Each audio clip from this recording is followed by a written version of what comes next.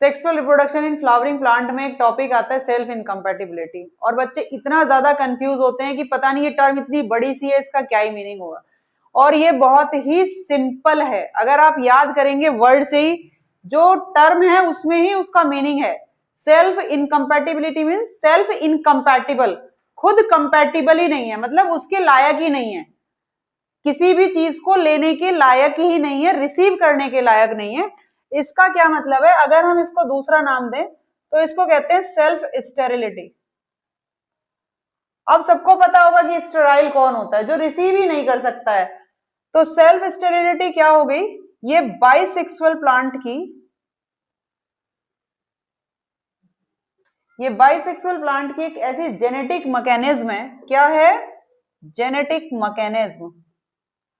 अब वो genetic mechanism क्या है कि प्लांट के अंदर ही ऐसा कुछ होता है कि जो स्टिग्मा होता है वो पोलन को रिसीव ही नहीं करता।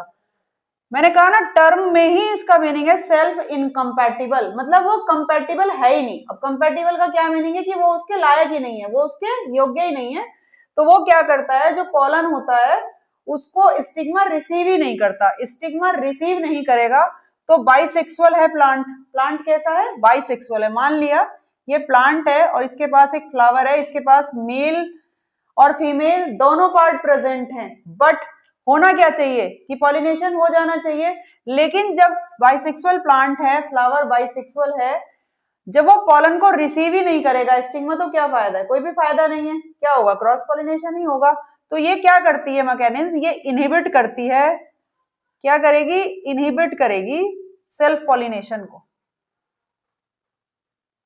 जो प्लांट की अपनी जेनेटिक मैकेनिज्म है वो रोकेगी सेल्फ पॉलिनेशन को, कि मुझे सेल्फ पॉलिनेशन नहीं कराना। और किसको फेवर करेगी, फेवर करेगी क्रॉस पॉलिनेशन को। किसको फेवर करेगी, क्रॉस पॉलिनेशन को। और आउटब्रीडिंग डिवाइसेस का ये एक अच्छा मैकेनिज्म है।